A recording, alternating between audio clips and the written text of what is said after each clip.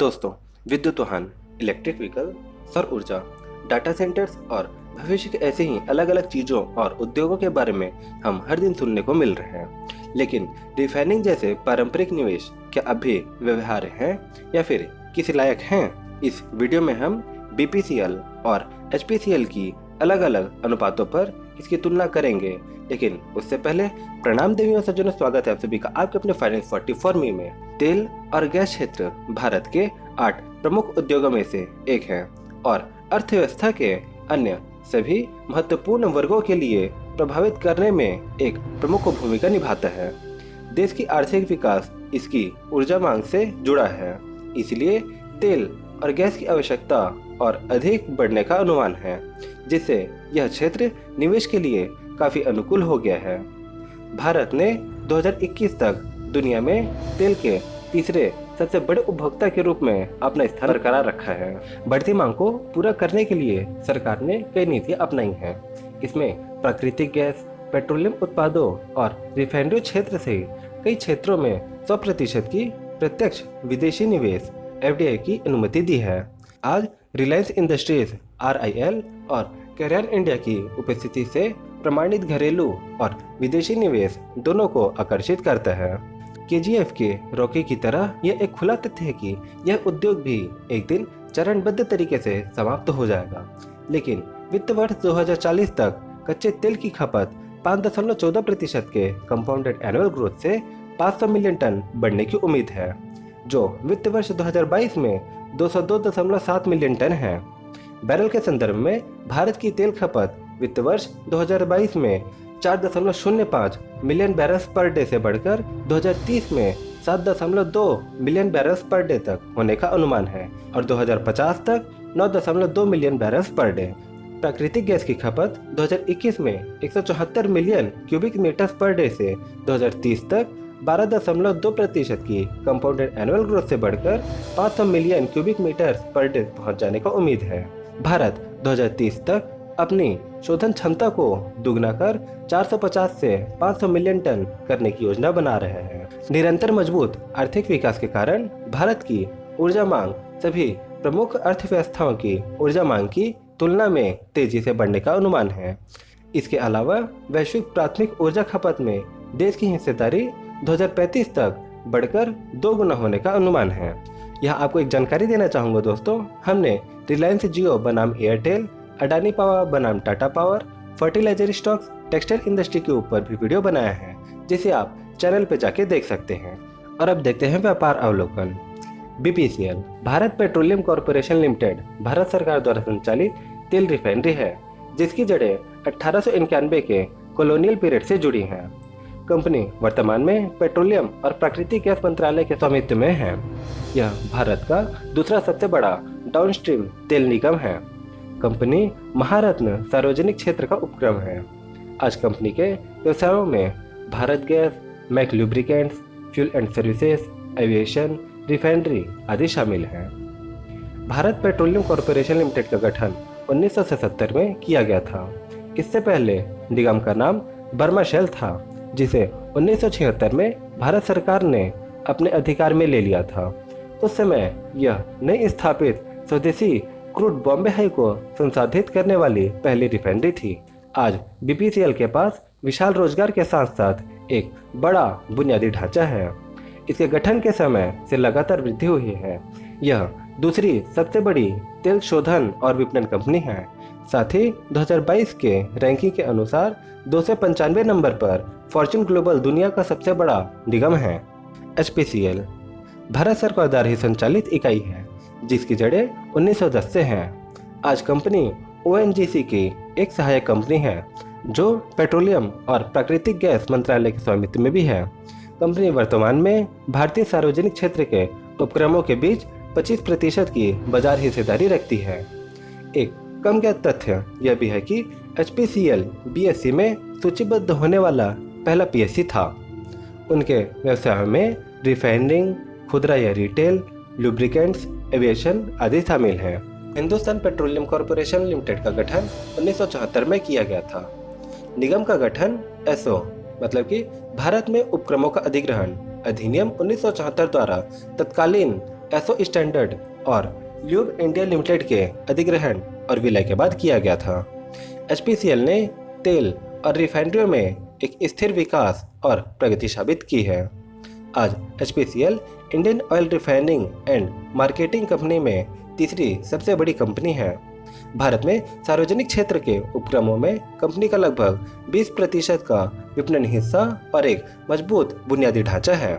दोस्तों, share market में कब क्या हो जाए पता नहीं, इसीलिए उनसे जुड़े समाचार बहुत महत्वपूर्ण हैं और सिर्फ शेयर मार्केट से ही जुड़े समाचार चाहिए तो हमारे चैनल पे ठीक सुबह 7 बजे, 7:30 बजे और 8 बजे समाचार के 3 वीडियो आते हैं जो आपके लिए बहुत ही महत्वपूर्ण होंगे, जिन्हें देखने के लिए आप चैनल को सब्सक्राइब कर सकते हैं। और अब आगे बढ़ते हैं और देखते हैं फाइनेंशियल मैट्रिक्स में रेवेन्यू।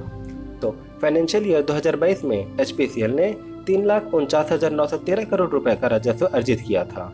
वहीं बीपीएसएल ने 3,46,791 करोड़ रुपए का राजस्व अर्जित किया। चूंकि कंपनी के आकार में बहुत बड़ा अंतर है, इसीलिए इनके वार्षिक राजस्व की तुलना करने से स्पष्ट तस्वीर सामने नहीं आएगी।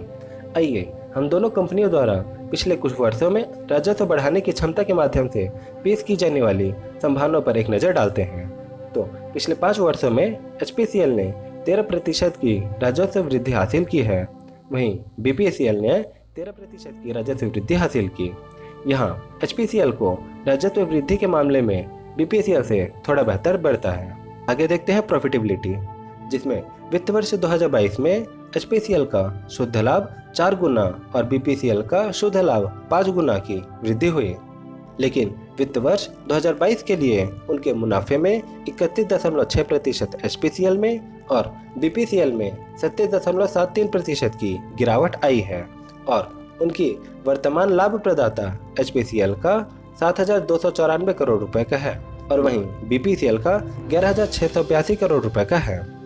पिछले 5 वर्षों में एचपीसीएल की लाभ वृद्धि नकारात्मक 3% रही, वहीं बीपीसीएल की सकारात्मक लाभ वृद्धि 4% है।